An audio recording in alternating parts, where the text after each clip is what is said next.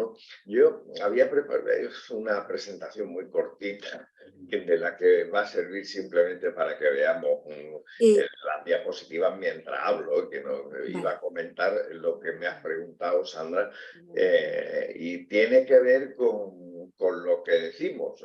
Cuando yo he estado preparando lo que iba a comentar, está muy relacionado con la tecnología y está muy relacionado con el desarrollo de todo lo que hemos ido comentando. En primer ¿Lo lugar, podrás hacer en 5 minutos? Sí, Vale. menos, con lo que iba a comentar. Lo primero es que hay que tener en cuenta que este es un sector, el sector productivo, porque estamos hablando de la primera parte de la cadena, un sector productivo que tiene un nivel de digitalización bajísimo, quizá el nivel digital más bajo de todas las cadenas productivas que hay en España, especialmente en cadenas productivas que tienen una significación en la cadena económica, por así decirlo. Podríamos tener el sector del turismo, estamos hablando de nuestro país, del turismo, del sector automovilístico, del sector de la farmacia, o de la industria farmacéutica, y el cuarto sería este, pero este curiosamente en el sector industrial, lo hemos visto con Primafrío, que pertenece al sector logístico / industrial, tiene un nivel de digitalización muy alto, pero en la parte productiva el nivel de digitalización no está ni al 5% de lo que debería de estar. Y eso es un problema.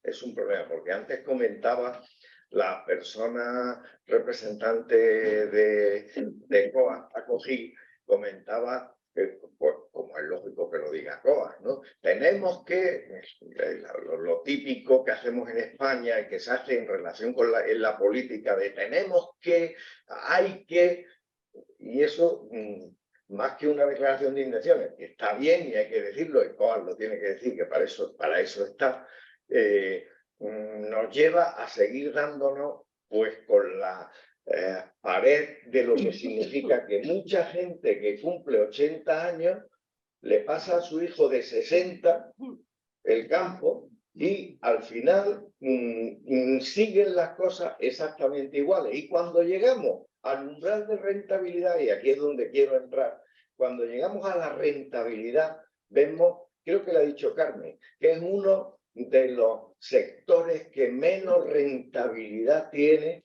y que produce más, por así decirlo. Es decir, curiosamente, tiene un nivel de productividad alto y un nivel de rentabilidad bajo. Y además que cuando viene de manera sistémica circunstancias como está viniendo con el cambio climático, que no es una circunstancia excepcional, sino que es algo sistémico que está ocurriendo y que nos lleva por delante, y por eso tiene que ser rápido, que antes decía, esto necesita su tiempo. No tenemos tiempo. Lo dicen los científicos y lo vemos con lo que está ocurriendo con la sequía, con lo que ha ocurrido en la sequía por muchas lluvias que hayamos tenido en estas 2 últimas semanas. Lo estamos viendo. Hay que hacerlo rápido. No podemos ir a los ritmos de la administración pública. Yo, que me perdone la administración, pero la administración, el plan de recuperación y resiliencia, y perdonadme que lo diga, tiene toda la pinta de que va a encallar. Toda la pinta por la administración pública, porque la primera parte del plan se está quedando encallado. ¿Por qué? Porque se está gastando, se está ejecutando solo pues un 10% de lo que estaba previsto. Y esto va a seguir ocurriendo, ya lo estamos viendo, y lo estamos diciendo los que sabemos de esto y hemos estado en esto desde el principio. Pues ocurre igual con lo que hay que hacer con el cambio climático. Entonces, hay una razón en la propuesta que nosotros queremos enseñar, que es que la iniciativa privada tiene que tomar la iniciativa. ¿Por qué? Porque, no te preocupes, ya lo hago yo, tú tranquila. No, si lo puedo hacer aquí también. ¿No? Sí, lo puedo hacer aquí. Está todo conectado. Entonces, la iniciativa privada, desde luego, tiene que tomar una iniciativa en este sentido, pero no de copostureo, como comentaba antes, no de copostureo, sino de actuaciones muy concretas. Yo le preguntaba antes al chat de inteligencia artificial que he puesto en marcha, que me dijera cuántas empresas hay implicadas en el mundo en la reducción de la huella de carbono. Ha sido incapaz de decirme una herramienta de inteligencia artificial que está puesta, está abierta para todo el mundo, OpenAI se llama, incapaz de decirme cuántas empresas hay en el mundo, que hay mucha complejidad, que depende, etcétera, etcétera. Le he preguntado que cuál es el precio que se está pagando en los mercados voluntarios de carbono por igual, me ha dicho que es muy complejo y tal, me ha dicho, bueno, me ha dado una cifra de 5 a 50 dólares la tonelada, me ha dado una cifra, ¿vale?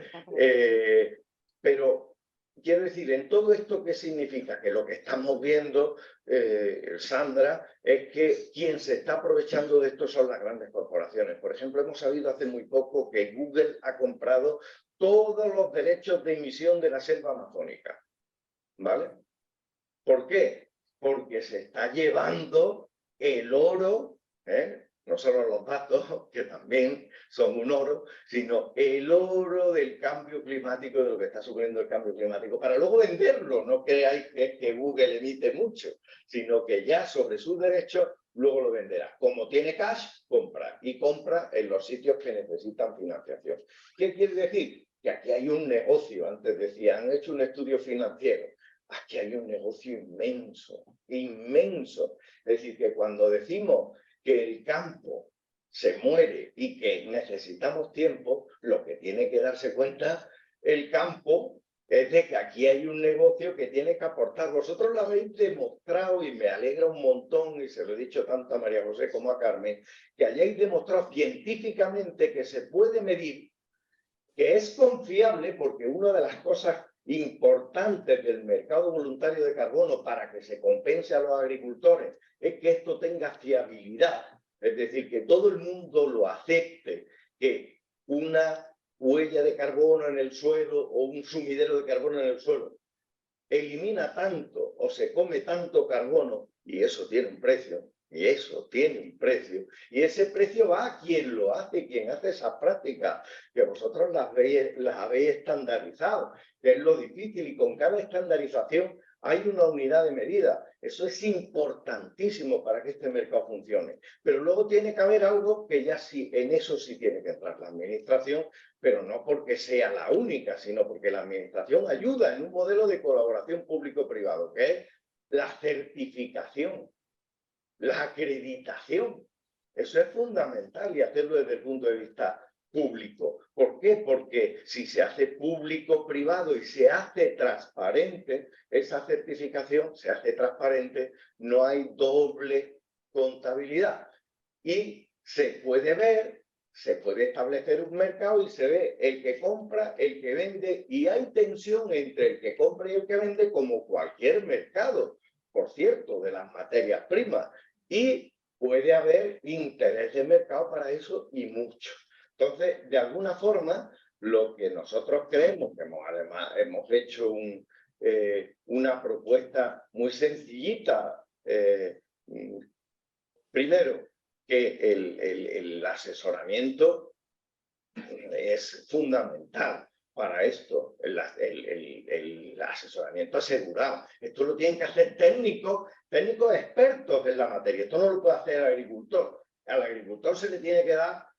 El agricultor entiende de los euros por tonelada según lo que hace, por los metros y según lo que hace, pero esto lo tienen que hacer técnicos, además, que sepan asegurarlo. Y además, con la participación, claro está, de los agricultores, la participación en todo el sistema para gestionar sus tierras con resultados medioambientales y con su compromiso. Y claro, la solidez científica es muy importante de la valoración, que no va solo en este caso, como hemos estado hablando, y está en el ambiente, por lo que habéis estado comentando, en la riqueza de los suelos. No va solo en la recuperación de los suelos, va en la parte social también. Cuando yo le he preguntado a la herramienta de inteligencia artificial, me ha dicho un montón de factores, y entre ellos dice, y hay que tener en cuenta el empleo que se genera con esto, el empleo, hay que tener en cuenta la repoblación que produce, que alguien la ha comentado, un agricultor que hemos tenido aquí,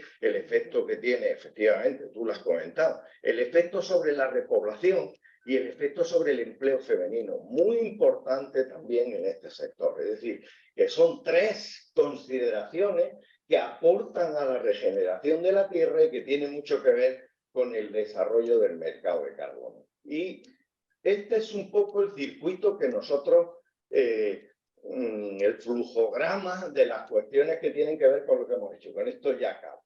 Y es que el comienzo del proceso implica que tiene que haber una solicitud de acceso al programa tanto del emisor, del mercado voluntario, estamos hablando, tanto de los que no están regulados, que tiene un nombre horrible, por cierto, tanto de los que no están regulados, como las empresas de transporte, por ejemplo, como ellas que están reguladas, que se salen fuera del mercado de lo que tienen ya asignado, que lo tienen ya asignado. Y además, los agricultores que también se comprometen con que ellos van a iniciar un proyecto de regeneración de su tierra, que tiene que ver con lo que en este proyecto habéis hecho. De alguna forma, podemos llegar con esas prácticas a generar una... No hace falta inventar la rueda, a generar una calculadora de cuánta emisión se genera en función de las distintas prácticas. Vosotros ya, si lo más difícil ya lo habéis hecho, que es demostrar de manera con un piloto cuánto carbono se sustrae o cuánto se elimina, y de alguna forma, a partir de ahí, pues de la generación de esos posibles créditos, pues lo que pasa con cualquier otra materia, se lleva un mercado voluntario entre los emisores y los agentes de absorción, que en este caso son los agricultores. Se establecen las 2 cosas, la compra de bonos o la compra de créditos, porque puede ser, estamos hablando de que esto tiene que ser a 1 año, a 5 años vista, que es como están funcionando la mayor parte de los mercados de carbono. Y eso tiene un mercado de futuro también. Y hay unos créditos de futuro con esto. ¿Qué quiere decir? Que esa calculadora va a estar funcionando para generar bonos y créditos, las 2 cosas. Y esos bonos y créditos pues generan un valor en CO2 que, como he dicho, puede estar entre 15 y 20 euros en Europa, ese valor en los distintos sectores que nosotros hemos estado viendo, por tonelada sólida, entre 15 y 20 euros. Y, lógicamente, imaginaros lo que significaría para los agricultores tener un ingreso que estoy seguro que conforme el mercado vaya avanzando en esa línea, el mercado va a ir incrementando el valor, porque estamos hablando de unos valores iniciales en un mercado incipiente, pero como todos los mercados, van a ir creciendo su valor si se regula. Y eso sí, con un registro público de la transacción, muy importante, transparente y con trazabilidad de esa transacción a lo largo del tiempo. Yo con eso simplemente lo quería compartir y lo quería comentar. Creo que estáis en Murcia en un momento muy dulce para poder hacer una propuesta en este sentido. Yo, cuando lo he hablado con grandes empresas que se dedican a este sector, alguna empresa tecnológica incluso que puede tener interés en el tema, que no voy a decir el nombre, y con pequeñas empresas que también pueden estar interesadas, todos han dicho que quieren invertir en esto. Todos han dicho que quieren invertir en esto. Pues estamos en unas circunstancias, desde luego, excepcionales. Y vosotros habéis puesto los cimientos para hacerlo, por lo menos en el mercado voluntario de carbono, en muchas otras cosas. Yo me ha tocado hablar de esto y he hablado de esto, pero en muchas de las cosas que habéis hablado aquí, que desde luego hay que sacarlo fuera de aquí. Hay que sacarlo fuera de aquí, darlo por streaming está bien, ponerlo en las redes sociales, fenomenal, porque esto es el comienzo. Muchas gracias, Sandra.